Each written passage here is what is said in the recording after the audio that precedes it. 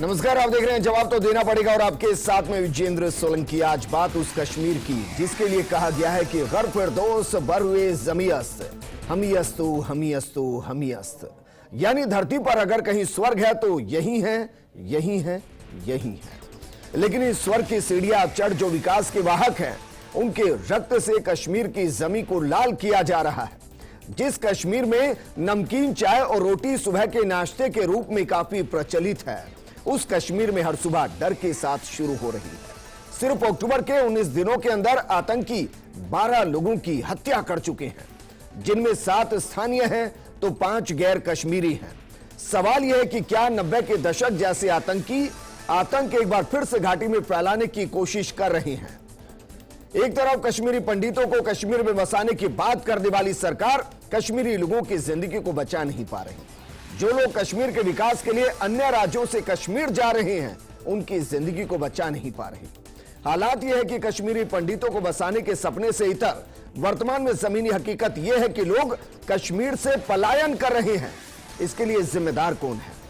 क्या आज भी कश्मीर में गैर कश्मीरी सुरक्षित नहीं है? क्या 370 हटने 35A हटने के बाद भी कश्मीर में गैर कश्मीरी सुरक्षित नहीं है? सवाल यही है कि धरती के स्वर्ग यानी जन्नत में सुकून कब होगा? आज बात इसी मुद्दे पर।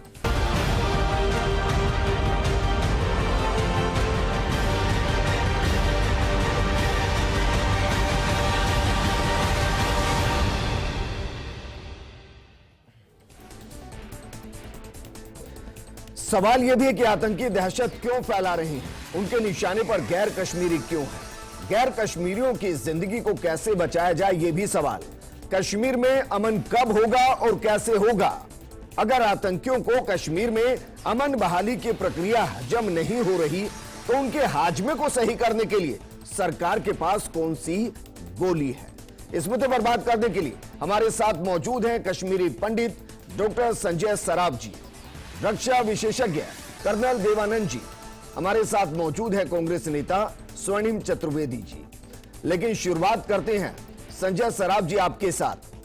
अगर 21वीं सदी में आकर कश्मीरी पंडितों को बसाने की बात के बीच में अगर वहां गैर कश्मीरी इस तरीके से निशाने बना बनाकर टारगेट कर करके मारे जा रहे हैं, तो कैसे उम्मीद करें कि वहां कभी कश्मीरी पंडितों को बसाया जा सकता है या एक ऐसा माहौल बनाया जा सकता है जिसको हम कहें कि हां कश्मीर में अमन है?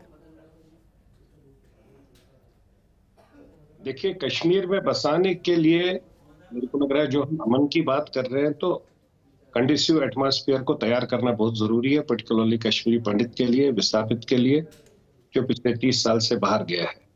मेरे को लगता है ग्राउंड जीरो को पूरा समझने की जरूरत है। आज जो बीच में एक TRF ऑर्गेनाइजेशन निकली है, ये TRF कब निकली, कहां से निकली, किसका आउटपुट है, ये कौन इसको सपोर्ट कर रहा है, कौन इसको समर्थन कर रहा है? क्योंकि आज तक कभी ऐसा नहीं हुआ कश्मीर में। वेरी ऑनेस्टली 89 के बाद में पिछले 30 साल से हम लोग भी ग्राउंड जीरो पर काम कर रहे हैं। हमने दशहरा किया, हमने किया, हमने बहुत प्रोग्राम किए, हमने मंगलेश्वर मंदिर खोला, हमने गणेश मंदिर खोला। और ऑनेस्टली पॉलिटिक्स एक साइड में, लेकिन अगर हमने कोई भी मंदिर खोला तो उसमें जो मेजॉरिटी ऑफ द कम्युनिटी थी वो सब साथ में रहते थे। क्योंकि कश्मीर की सबसे बड़ी एक जो मैसेज हर वक्त जाती थी कि कश्मीरी पंडित और कश्मीरी मुसलमान एक परिवार है, एक परिवार की तरह रहते हैं और इस परिवार में ये एक दूसरे के बगैर और किसी की बात नहीं सुनते हैं। But unfortunately Rajiv Farooq accord के बाद, जो 86-87 का इलेक्शन था, राजीव फारूक अकॉर्ड के बाद में जब फारूक साहब के हाथ में उन्होंने हुकूमत दी, और उस वक्त में से लेकर आज तक वो गन क्रिएट हो गया कश्मीर में, और वो आज तक कभी कश्मीर से गन निकला नहीं। अब प्रेजेंट गवर्नमेंट ने बहुत कोशिश की और हकीकत में ऑनरेबल प्रधानमंत्री सराफ जी, आप तो जमीन पर काम करते हैं सर, जरा बताइए इस वक्त अगर गैर कश्मीरियों को टारगेट किया जा रहा है तो उसके पीछे की बड़ी वजह क्या है?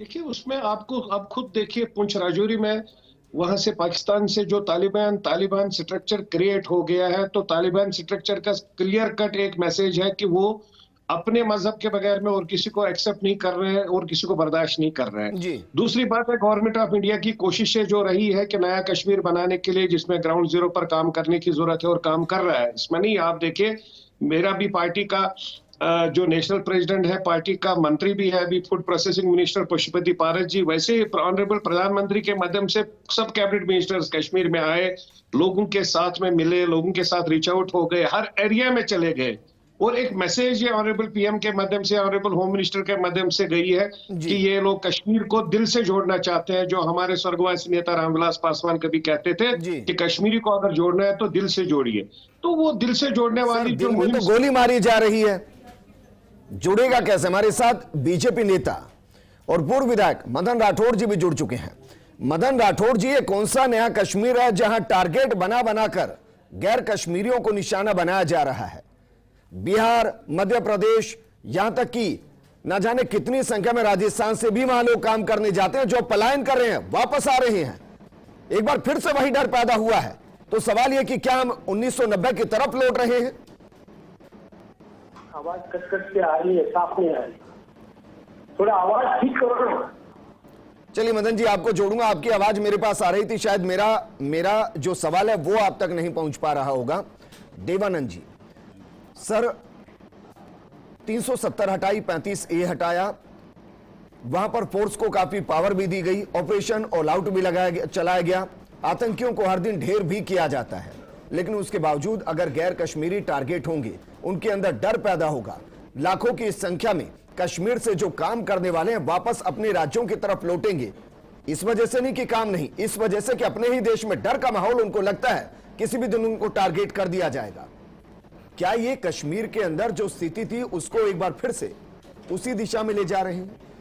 देखिए साहब, सबसे पहले मैं बताना चाहूँगा कि पॉलिटिकल नैरेटिव अपार्ट, ये समझना पड़ेगा कि कश्मीर की जो स्थिति है आज जिस मोड़ पे है, अगर आप थोड़ा सा पहले अपना ध्यान ले जाएं, जब तालिबानों ने अफ़गानिस्तान के अंदर अपनी सरकार हुकूमत बनाई थी, अमेरिका वहाँ से चला गया था, चीन ने उनको मान्यता देने के लिए आगे बढ़ा था, यूरोपियन कंट्रीज सारे के सारे खेल में शामिल थे। जिस दिन ये हुआ था, तालिबान वहाँ पर आए, तब हमारे भारत की चिंताएं बढ़ गई थी, सिक्योरिटी फोर्सेस की बढ़ गई थी, इंटेलिजेंस एजेंसीज की बढ़ गई थी, क्योंकि ये कभी किसी ने उम्मीद नहीं की थी तालिबान इतना जल्दी वहाँ पर कब्जा कर लेगा, पहली बात। और जिस दिन तालिबान ने वहाँ पर कब्जा किया तो इस्लामिस्ट जितने टेररिस्ट और ये फंडामेंटलिस्ट ऑर्गेनाइजेशंस हैं जो कहते हैं कि हमें इस्लाम का पूरा वो वर्चस्व कायम करना इस दुनिया में, उनको एक मनोबल मिला, उनको ताकत बढ़ी, पहली बात। दूसरी बात, भारतीय सुरक्षा एजेंसीज ने भी ये, और जो डिफेंस एनालिस्ट हैं, एक्सपर्ट्स हैं जो चर्चाएं कर रहे थे, उन्होंने कहा कि आने वाले समय में इसका स्पिल ओवर कश्मीर में देखने को मिलेगा किसी भी तरीके से। अब वो देखने को मिल रहा है, नंबर 1।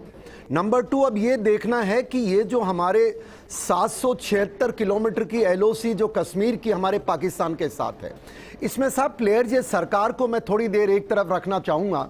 मैं देशवासियों आपसे बताना चाहूँगा कि देखिए, जिस प्रकार से पाकिस्तान ने सफलतापूर्वक ISI के माध्यम से तालिबान को पाकिस्तान के अफगानिस्तान में वहाँ बैठा दिया सरकार में, और तालिबान तहरीके पाकिस्तान के अंदर ही वो उन्माद फैला रहा है, वो ISI के कंट्रोल में भी नहीं रहा है। चीन जिस प्रकार से इनको समर्थन देने के लिए आगे बढ़ रहा था, अब ये सबको क्लियर हो गया है कि ये लोग कश्मीर के अंदर बदमाशी करने के इनके एक्टिविटी बढ़ेंगी। तो यहाँ पर उस स्थिति के अंदर अब हमें ये करना है कि जो मैं आपसे चर्चा करना चाहता हूँ कि आफ्टर ऑल ये हो क्यों रहा है, जैसे आपने सवाल कहा। देखिए, हमें समझना पड़ेगा, पहली बात, जिस कंट्री के साथ कश्मीर को लेकर के दुनिया हमारे पीछे पड़ी हुई थी 40 सालों से, हमने सफलतापूर्वक उसको कंट्रोल किया। और ये जो है टेररिस्ट हो या कोई भी उग्रवाद हो, ये लोग, इनकी स्ट्रेटेजी बदलती रहती है साहब।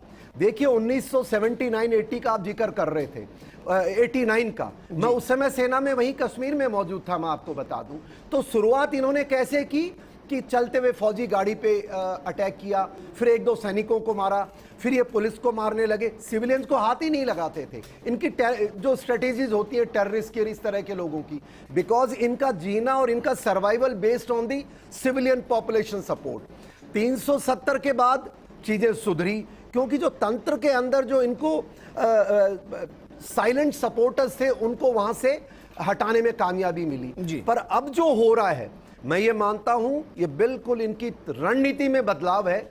370 के बाद वीआईपी को टारगेट किया, इन्होंने देखा वीआईपी को टारगेट किया तो सिक्योरिटी फोर्सेस और भारत के नागरिकों ने और गवर्नमेंट ने इस तरह जवाब दिया कि वो उनको वो फेल होने लग गए।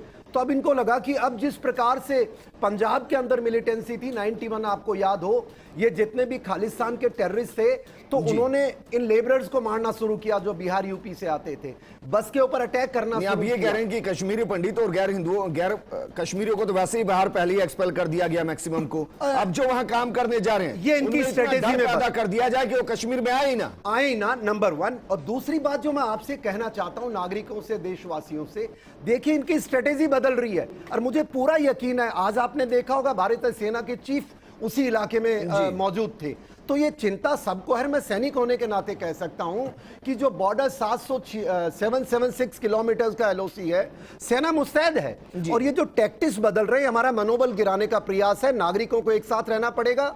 और जहां तक सरकार का ताल्लुक है, मैं एक चीज बता सकता हूं कि जो 370 के बाद की जो हमारी पॉलिसीज है, जिस प्रकार सीडीएस आए, जिस प्रकार से हमने पहले भी सर्जिकल स्ट्राइक की, सेना का मनोबल ऊंचा है। आप हमारे साथ रहे, सैनिकों के साथ रहे, भरोसा रखें। मैं ये मान के चलता हूं जो टेररिस्ट की स्ट्रेटेजी है इसको भी खत्म कर दिया जाएगा और हम सफल होंगे। मदन राठौड़ जी, सपने तो ये दिखाए थे कि कश्मीरी पंडितों को वापस बसा दिया जाएगा और हालात ये हो गए हैं 8 साल के बाद कि वहां जो मजदूर काम करने जा रहे हैं वो वहां से भाग रहे हैं, पलायन को मजबूर हैं, डर के साए में जी रहे हैं।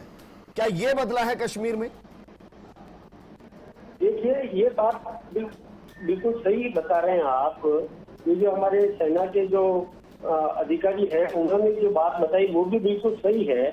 देखिए, जब हमने कश्मीर में अपने जो वहाँ के पलायन कर चुके पंडितों को वापस बसाने के लिए योजना बनाई, तो वहाँ के लोगों के मन में ये आया कि हमको मकान खाली करना पड़ेगा। जो हम आज तक काबिज हैं वहाँ पर, वो कब्जा करके बैठे हैं, उनके प्रतिष्ठानों पर कब्जा करके बैठ गए, उन लोगों को खाली करना पड़ेगा। तो वो लोग आतंक पैदा करने के लिए, टेरर पैदा करने के लिए इस प्रकार की गतिविधियां कर रहे हैं। वो निर्दोष लोगों को स्कूल्स में जाकर के प्रिंसिपल को मार रहे हैं, टीचर्स को मार रहे हैं, पूछ करके और नाम पूछ करके, जाति पूछ करके उनको मारने का काम कर रहे हैं। एक आतंक पैदा करने का काम कर रहे हैं। लेकिन मदन राठौड़ जी, जिनके बारे में जिक्र आप करें उनमें से किसी की जमीन वहां नहीं है। वो लोग दरअसल वहां मजदूरी करने जाते हैं, विकास के काम करने जाते हैं। सर्दियों से पहले वो लौटकर वापस आते भी हैं। इस बार सर्दियों से पहले ही लौट कर आ रहे हैं क्योंकि डर पैदा कर दिया गया है। समर्थन करने वाले लोग भी हमारे देश में है। इसलिए समाज में इस प्रकार का वातावरण पैदा करना पड़ेगा, समाज में इस प्रकार की जागृति पैदा करनी पड़ेगी कि ऐसे लोगों के साथ में कोई खड़ा नहीं रहे। ऐसे जो आतंक पैदा करने का जो काम कर रहे हैं, इनका समर्थन कोई नहीं करे और सब मिलकर के उनका पुरजोर विरोध करें, तब जाकर के इसमें सफलता मिलेगी। सरकार के साथ में जनता को खड़ा होना पड़ेगा, नेतृत्व को खड़ा होना पड़ेगा, सभी पार्टियों को एकजुट होकर के सरकार का साथ देना पड़ेगा। नहीं, आप क्या चाह रहे हैं? आप ये चाह रहे हैं कि सभी वहीं पर रुके, गोलियों का शिकार हो और भी ज्यादा जान जाए? आप ये चाह रहे हैं? साथ खड़े होने का मतलब बताइए सर। मुखी लक्ष्य लेकर के चले कि सब एक मुखी होकर के और कश्मीर को किस प्रकार से शांति पैदा करने में हम लोग कामयाब हो सके, वहाँ पर किस तरीके से होगी आप बताइए ना। आप मुझे बताइए कि देश की जनता को आज क्या करना है, बताइए जरा कि कश्मीर में अमन पैदा हो। इसलिए राजनीतिक भेदभाव हटा करके, छोड़ करके, कौन इसमें श्रेय हासिल करेगा इस इश्यू को। मदन राठौड़ जी, क्या मुझे सुन पा रहे हैं सर? मदन राठौड़ जी, बाकी सभी राजनीतिक पार्टियों को भी मदन राठौड़ जी, आप सुन पा रहे हैं मुझे? का काम करना चाहिए, तब जाकर के ये अभियान सफल होगा। ठीक है, वापस मैं आपके पास आऊंगा। आप सीधा बता देते तो बेहतर होता कि देशवासियों को आज क्या करना चाहिए कि वहां अमन हो, आतंकियों में डर पैदा हो। लेकिन स्वर्णिम, क्या 1990 के अंदर जिस तरीके का डर पैदा हो रहा था, मैं इसलिए कह रहा हूं क्योंकि जो लोग वहां से पलायन करें वो इसका जिक्र कर रहे हैं कि वो डर की वजह से पलायन कर रहे हैं। आप अगर काम नहीं है उस वजह से पलायन करें, समझ में आता है। गोली के डर से अगर देश के अंदर देश का नागरिक एक स्टेट से दूसरे स्टेट में जा रहा है तो फिर कुछ नहीं कहा जा सकता। देखिए विजेंद्र जी, बिल्कुल सही बात है। अभी मैं सुन रहा था मदन जी की भी बात, ये कहते हैं कि देशवासियों को, सभी राजनीतिक दलों को एक साथ खड़ा होना चाहिए। सब एक साथ खड़े हैं। कोई राजनीतिक दल हिंदुस्तान का या कोई भी नागरिक ऐसा नहीं है जो ये नहीं चाहता हो कि कश्मीर में अमन चैन की बहाली और नॉर्मल सी आए। और आप देखिए, पिछले जब से धारा 370 हटी है, 35 से हटी है, सीधे केंद्र सरकार के अधीन है। 6 महीने तक लॉकडाउन था वहाँ पे, कोई ना जा सकता था, ना आ सकता था, ना हम जा सकते थे, ना और दूसरे दल जा सकते थे। और उसके बावजूद जब ये कहा गया, देश को आश्वस्त किया गया कि अब वहां पे नॉर्मलसी है, सब कुछ ठीक है और आतंकवाद समाप्त हो चुका है, नोटबंदी के द्वारा हम आतंकवाद समाप्त कर चुके हैं, तो ये सब चीजें होने के बावजूद एक नया टेररिस्ट ग्रुप है वो कहां से आया, उसका ब्रीडिंग ग्राउंड क्या है, इसको जानना पड़ेगा केंद्र सरकार को, और इसको जानने के लिए उनको वहां पे ग्राउंड सिचुएशन को समझना पड़ेगा। अगर वो नहीं समझ पा रहे तो ये उनकी गलती है, और मैं ये मानता हूं कि हम तो साथ ही हैं, लेकिन अगर कश्मीरी आवाम भी आज कश्मीर में अगर साथ हो और इस पॉलिसी कोई ऐसी बने केंद्र सरकार की जिसमें अमन की बहाली होती हो और वो उनको कॉन्फिडेंस में लिया जा सके, तो निश्चित रूप से अमन की बहाली होगी। और ठीक है, पॉलिटिकल नैरेटिव कुछ भी कर सकते हैं, पॉलिटिकल भाषणबाजी कुछ भी कह सकते हैं, केंद्र सरकार सेना के दम पर वहां पे बंदूक के साए में लोगों को रख सकते हैं, लेकिन अगर लोगों के बीच में सद्भाव नहीं है तो ये उसका परिणाम लोगों के बीच की तो बात ही नहीं है, आतंकी चुन चुन कर गोली, मैं बिल्कुल यही कह रहा हूं, ये आतंकवादी कहां से आए और इनका ब्रीडिंग ग्राउंड कहां से आया, ये केंद्र सरकार को जवाब देना चाहिए और इनसे निपटने के लिए ये सच है कि बीच में 20 दिनों के अंदर 7 से 8 आतंकियों को भी ढेर किया गया है, ये भी सच्चाई है साहब। मैं बीच में आना चाहूंगा, दोनों हमारे जो वक्ता अपनी बात रख रहे हैं BJP and Congress, please understand, न ये सरकार का कहीं इसमें मुझे दोष नजर आता है, न कभी पंडितों का दोष नजर आता है। ये जैसे मैंने बताया कि टेररिस्ट जो देश के दुश्मन है, पाकिस्तान और चीन दोनों तैयारी पूरी कर रहे हैं कि हमारे डिस्टेबलाइज किया जाए, ये पूरे देश को पता है, तो इसमें कोई नई बात नहीं है। अब जो सवाल है कि ये पंडित जो वहां से आ रहे हैं, मैंने थोड़ी देर पहले बताया कि देखिए साहब, वो सॉफ्ट टारगेट्स को ढूंढ रहे हैं टेररिस्ट, और वो टेररिस्ट बाहर से, सेना कितने पिछले दिनों में 14 टेररिस्ट मार गिराए, मैं मानता हूं 9 हमारे जवान भी शहीद हुए हैं, पर सवाल ये नहीं है। अब इनको चुनना, ढूंढना और ये डराने का काम है देश को, और ये चाहते हैं कि पॉलिटिकल पार्टीज आपस में लड़ना शुरू कर दें। कहां बताओ ये वो कौन सा था? ऐसा नहीं लगता कि तो मुझे ये लगता है कि इस पर सवाल खड़ा करेगा। नहीं, मैं ये कहना चाहता हूं कि जो पंडित हैं, जो ये हमले हो रहे हैं, इन हमलों का देवानंद जी को एक बात कहना चाहता हूं, सुनिए, और देश को शांति रखनी पड़ेगी।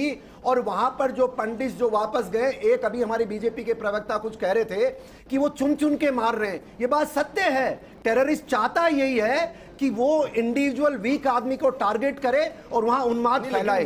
मेरा सवाल आपसे ये था कि ये कहा गया मदन राठौड़ जी की तरफ से कि कब्जा कर रखा है जमीन पर, अब वो कब्जा छोड़ना पड़ रहा है 1000 से ज्यादा परिवार ऐसे। मेरा सवाल ये कि मजदूर थोड़ी ना कब्जा कर रहा है जिनको सब टारगेट करके मारा जाए। नहीं, वो जो कह रहे थे मैं उसकी बात, मैं ये कह रहा हूं कि पंडित का जो टारगेट कर रहे हैं, इनको लेबरर्स को टारगेट कर रहे हैं, वो उन्माद फैलाने का है। और देश शांत रहे साहब, मैं जानता हूं सेना मुस्तैद है, ये भी कारण हो सकता है कि जल्दी ठिकाने लगा दिया जाए, अधिकार जमाने की कोशिश कर रहे हैं जी, वो डर जाएं कि दोबारा जाएंगे, हो सकता है फिर गोली लगे, और यानी कि रिवर्स टारगेट किया जा रहा है कि हमारा मजदूरों को जा रहा है और डर कश्मीरी पंडितों में पैदा किया जा रहा है, और जिससे जैसे पंजाब की स्थिति वो की जाए। पर लेकिन आज सेना मुस्तैद है। क्या जो इस वक्त कश्मीर में हो रहा है, मजदूरों को टारगेट किया जा रहा है, गैर कश्मीरियों को टारगेट किया जा रहा है, क्या इसके जरिए उन कश्मीरी पंडितों में डर पैदा करने की कोशिश की जा रही है जो अब पोर्टल के जरिए अपनी जमीनों पर वापस कब्जा चाहते हैं? देखिए, एक तो बहुत बड़ा कंफ्यूजन है, जो जमीनों पर कब्जे की बात है, कश्मीरी पंडित का उस टाइप का मसला नहीं है। जो डिस्ट्रेस सेल पॉलिसी एक क्रिएट हो गई थी, उस डिस्ट्रेस सेल के माध्यम से ये निकला था कि कश्मीरी पंडित हर एक अपना जिसने अपनी प्रॉपर्टी गलत तरीके से उस वक्त अगर बेची गई है स्ट्रेस से बेची गई है, उसको वो पोर्टल के माध्यम से डाल दे, और पोर्टल के माध्यम के बाद यहाँ का पटवारी, तहसीलदार और उस एरिया का डिस्ट्रिक्ट डीसी जो है, जिसको कलेक्टर आप कहते हैं, हम डिप्टी कमिश्नर कहते हैं, उसके माध्यम से उस पर प्रॉपर वेरिफिकेशन होगी, उसमें देखा जाएगा। लेकिन वो वेरिफिकेशन उस तरीके से हो रही है कि अनफॉर्चुनेटली, मतलब I will take this debate on other issue, इस पर जितने बाहर के लोगों को मारा है हमने, कल भी इसके पीछे में यहाँ कश्मीर का यूथ नौजवान भी कल हमारे साथ में आ गया, हम लोगों ने लाल चौक में 2.5 घंटे इसके ऊपर कैंडल मार्च किया। सर वो छोड़िए, मुझे तो कारण बताइए, मारा क्यों जा रहा है? अगर आप ये कह रहे हैं कि जमीनों की वजह से नहीं, तो कारण बताइए। पूरी बात तो करने दीजिए ना, कंप्लीट करने दे दीजिए। देखिए, कारण इसलिए मारा जा रहा है कि वो आपकी बात सही है, थ्रेट दिया जाता है, क्योंकि जब गवर्नमेंट ऑफ इंडिया की कोशिशें रही है कि जम्मू कश्मीर अब हिस्सा, पहले हम कहते थे इंटीग्रल पार्ट है जी, अब तो इंटीग्रल पार्ट बोलने की जरूरत ही नहीं है। 370-35 के बाद है, जैसे दिल्ली, मद्रास, कलकत्ता, बॉम्बे, वैसे जम्मू कश्मीर भी है। तो अब यहाँ पर कोई भी आता है, कोई भी अगर वो आता है अपना कामकाज करता है, अपने रोजी रोटी के लिए बेचारा आता है, उसको दूसरे एंगल से देखा जाता है, जो एक टेररिस्ट ग्रुप है, जो एक सेल्फ जिनके इंटरेस्ट्स है उस टाइप के वेस्टेड इंटरेस्ट्स वाले लोग हैं जिनको इन्वॉल्वमेंट है टेररिज्म के साथ में, उनके माध्यम से थ्रेट दिया जाता है कि जब ये लोग यहाँ पर काम करने वाले आ गए, जब इनको मारा जाता है, इससे ऊपर से आगे से और कोई आएगा नहीं। जी। ये तो टोटली, इसमें कोई शक नहीं है। कश्मीरी पंडित बेचारा पहले से ही डरा हुआ है, सहमा हुआ है कि उसका एक टीचर है जो पढ़ा रहा है वहां पर बच्चों को, यहाँ पर हमारे यहाँ पर बच्चों को पढ़ाता है, उनको सिखाता है, इन्हीं के बच्चों को यहाँ पढ़ाता है, और उसी को वहां पर इसलिए मारा जाता है कि भाई वो टीचर है, वो कश्मीरी पंडित है। तो ये सब चीज तो देखे, इसमें ऑनरेबल होम मिनिस्टर भी बहुत सीरियस। एक और चीज मैं आपसे जानना चाहूंगा सर, मैं टोक रहा हूं आपको, क्या इसके पीछे का कारण ये है कि लोकल सपोर्ट इसलिए भी मिल सकता है कि शायद लोकल्स को इसलिए भ्रमित किया जाता है कि देखिए बाहर का मजदूर आके कमा के जा रहा है और आपके पास रोजगार नहीं है, क्या इस वजह से उनको सपोर्ट मिल सकता है? नहीं, देखिए इसमें मैं, आप मेरे को 1 मिनट दे दीजिएगा प्लीज। लोकल को देखो भ्रमित किया है लोकल यहाँ की पार्टीज ने, नेशनल जो स्टेट पार्टीज है यहाँ पर, चाहे पीडीपी है, कांग्रेस है, उनका कैडर चला जाता है इनके पास। उस वक्त में जब कश्मीरी पंडित 89 से लेकर अभी तक 2021 तक हमारे 1000 नहीं, कम से कम 40 से 50,000 हम लोगों ने मकाने बेचे। हम लोगों ने, गवर्नमेंट की ये भी कोशिश रही है, बहुत ऐसे मकान है जो हमने नहीं बेचे हैं, उस पर कब्जा है। तो अब उसमें जो वेस्टेड इंटरेस्ट्स है वो, उनको पता है जब ये लोग आएंगे तो वो जिसने नहीं बेचा है उस पर नेचुरली जब गवर्नमेंट डंडा लेकर खड़ी हो जाएगी तो उसको वो छोड़ना पड़ेगा।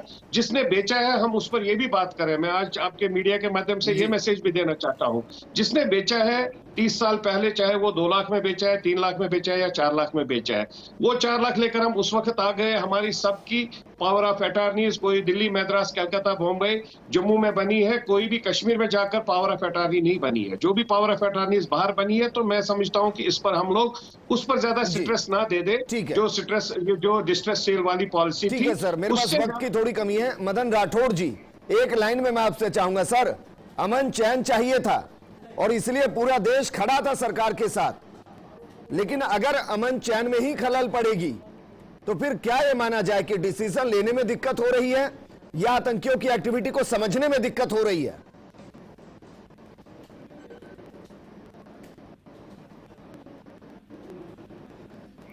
मदन राठौड़ जी,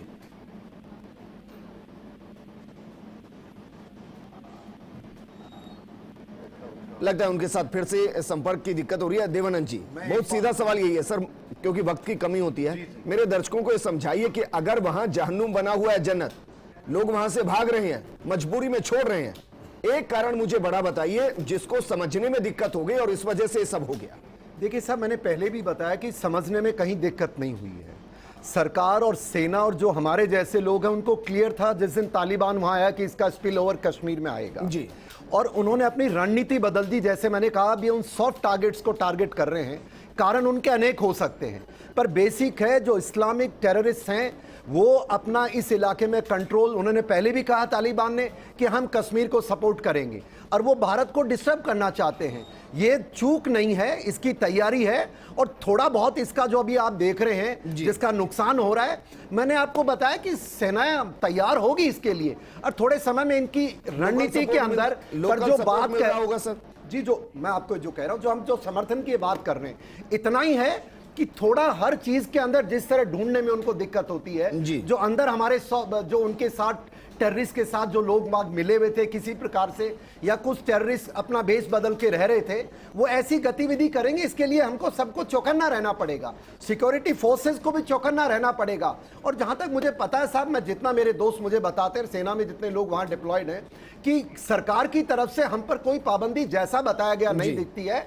और भरोसा रखने के अलावा मैं मानता हूं हमें सरकार को इंटरनेशनल प्रेशर बढ़ाना पड़ेगा, पाकिस्तान को दबाव बनाना पड़ेगा, चीन को मुंह तोड़ जवाब देना पड़ेगा। सबसे बड़ी बात, अच्छा, आपको कुछ बड़ा होता हुआ दिखाई दे रहा है? जी, मुझे तो, मैं तो मोदी जी से गुजारिश करूंगा कि अभी जितने इनकी एक्टिविटी बॉर्डर एलओसी के आर पार हो रही है, अभी सर्जिकल स्ट्राइक का टाइम आ गया, किसका वेट कर रहे हैं? और नेक्स्ट आपने ही बोला था 5 अगस्त 2019 को पीओ के लेके छोड़ेंगे, तो आ गया मौका, चढ़ जाइए साहब, सेना तो तैयार है। ठीक है, सुरेंद्र चतुर्वेदी, अगर इस तरीके का सरकार फैसला करेगी तो क्या सरकार के साथ कांग्रेस कंधे से कंधा मिलाकर खड़ी रहेगी? देखिए, देश हित में जो भी फैसला होगा और देश के दुश्मनों के विरुद्ध जो भी फैसला होगा, जो भी सरकार की कार्रवाई होगी, कांग्रेस हमेशा साथ खड़ी हुई है और खड़ी रहेगी। कांग्रेस का क्लियर स्टैंड है। हम सिर्फ इतना सा कहना चाहते हैं कि आज केंद्र सरकार को जागना चाहिए, क्योंकि जो घटनाक्रम हो रहा है ये बहुत भयावह है। और जो आतंकवादी हैं, मैं ये मानता हूं कि प्रॉपर्टी डिस्प्यूट के कारण आम आदमी आतंकवादी नहीं बना है, नहीं हो सकता, लेकिन जो आतंकवादी है वो आतंकवादी ही है, वो प्रॉपर्टी के कारण नहीं है।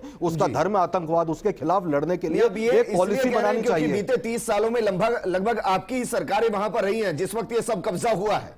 देखिए, हमारी जब प्रॉपर्टी डिस्प्यूट नहीं है, देखिए हमारी तो पूछिए सर, जिनकी जमीनें दूसरों ने कब्जा ली है, देखिए जिसने भी जो ना अपने प्रदेश के रहे ना अपनी जमीन के रहे हैं। ठीक है विजेंद्र जी, मैं आपको यह बताना चाहता हूं कि बात तो वापसी थी, जो कश्मीरी जो पंडित थे उनको वापस पहुंचाने की, और यह कहा गया कि अब तो आम आदमी भी जो है, मेरे जैसा आप जैसा भी दूसरे स्टेट का भी वहां जाकर के बच सकता है। लेकिन क्या ऐसा एटमॉस्फेयर बना? तो एटमॉस्फेयर बनाना पड़ेगा। सेना अपना काम करती है, सेना अपना शौर्य दिखाती है। आप जाकर बच सकते हैं, ये वाकई में पावर है, आप जाकर बच सकते हैं। हमारे यहाँ से कमाने जा रहे हैं, वही अगर नहीं रह सकते तो कितने लोग गए? बसने में कानून की आवश्यकता। सोचिए, बसाने की बात कर रहे हैं आप, वहां 2 महीने 3 महीने मजदूरी करने जो आदमी जा रहा है उस पर गोलियां चल रही हैं। देखिए, पहले तो मैं ये बताना चाहूंगा कि जैसे कांग्रेस के हमारे नेता ने ये बात कही कि हम तो साथ दे रहे हैं। कहां साथ दे रहे हो भाई? आपके देखिए, अमरिंदर सिंह ने जो कहा कि सिद्धू जो बाजवा को गले लगाता है, उसके साथ गलबैया करता है, ऐसा व्यक्ति भी कांग्रेस का अध्यक्ष रहेगा तो राष्ट्र को सुरक्षा को खतरा है। आप तो ये बता दो आपकी पॉलिसी क्या है? आप तो कश्मीर में आपकी पॉलिसी क्या है ये बता दो। कश्मीर पिछले 1.5 साल से आपके सीधे अधीन है कश्मीर, और आतंकवादी कहां से निकल आए ये बता दो आप। आपने तो 1 साल पहले कहा था आतंकवाद समाप्त कर दिया, तो अब ये नए आतंकवादी कहां से आ गए? क्या आपकी पकड़ ढीली हो गई? क्या आपका ध्यान भट गया कश्मीर से, या केवल आप धारा 370 राजनीतिक तौर पर आप 50 तरीके के बयान दे सकते हैं, लेकिन एक सिद्धू देश के लिए खतरा नहीं हो सकता है। हमारी सुरक्षा एजेंसियां पूरे तरीके से मुस्तैद हैं और इसलिए आतंकी मारे जा रहे हैं। आप मुझे सीधा सीधा जवाब दीजिए कि जहां अमन की बात की जा रही थी वहां अमन पैदा कब होगा? देशभक्ति जताने की जरूरत है, राष्ट्रीय चरित्र दिखाओ, सेना का मनोबल उठाओ, सेना से सवाल मत करो। अरे हम शस्त्र खरीदते हैं। राठौड़ जी, मैं आपसे सवाल कर रहा हूं सर, मैं आपसे सवाल कर रहा हूं। ठीक है, मुझे लगता है कि आप इसका जवाब नहीं देंगे। देवानंद जी, देखिए, राजनेता बहुत अलग तरीके के बयान देते हैं और जमीन की हकीकत बहुत अलग होती है। हमारी पूरी सुरक्षा एजेंसियां मुस्तैद है और इसलिए आतंकी लगातार मारे जा रहे हैं, ढूंढ कर मारा जा रहा है, सर्च ऑपरेशन चल रहे हैं। लेकिन मेरा सवाल फिर वही है, क्या कहीं पर इस चीज की चूक हुई कि शायद उनके मॉड्यूल को हम समझ नहीं पाए, उनके तरीकों को हम समझ नहीं पाए और इसलिए सब कुछ घट गया अचानक से? ये बात स्वीकार करनी पड़ेगी कि ये जो जिस तरह गतिविधि बढ़ी है, चूक तो कहीं हुई है, जैसा मैंने आपको बताया। और वो चूक जो भी हुई है उसको अभी विश्लेषण करने का समय नहीं है। अब समय यह है कि जो बाहर जितने टेररिस्ट कैंप्स या जहां से सपोर्ट आ रही है, we must strike, destroy them. हमारे पास विल है और मैं मानता हूं कि कोई पार्टी आपके साथ खड़ी है राठौड़ साहब, तो ये मत बोलिए कि यहां सिद्धू की बात मत लाइए। अब बात लाइए पीओके लेना है, बात लाइए सर्जिकल स्ट्राइक करनी है, बात लाइए कि आपके पास सारे कानून है, जहां जहां टेररिस्ट बैठे खोज के निकालिए, स्वीकार कीजिए और हमें पीओके चाहिए। सुन लो जी, जिस तरीके से बीएसएफ के कैंप के अंदर मजदूरों को रखा गया, स्टेशन पुलिस स्टेशन में रखा गया, क्या ये एक अंदेशा है कि कुछ बड़ा हो सकता है? देखिए साहब, मैंने आपको बताया कि बिल्कुल बड़ा हो या ना हो जी, ये इस तरह के प्रिकॉशनरी मेजर लेना उचित है जी। और ये समय है जहां पर सरकार के पास, सेना के पास कुछ खबर होगी तो प्रिकॉशन लेना अच्छी बात है, पर इसका इलाज एक ही है, गो एग्रेसिव, किल द एनिमी, वो हमारे एनिमी, उनके घर में घुसकर मारो, घुस के मारिए। अब सर्जिकल स्ट्राइक का समय आ चुका है। ठीक है, शुक्रिया हमारे साथ जुड़ने के लिए। देवानंद जी आपका, सराव जी आपका भी, राठौड़ जी और स्वर्णिम आपका भी शुक्रिया। यह हमारा देश है।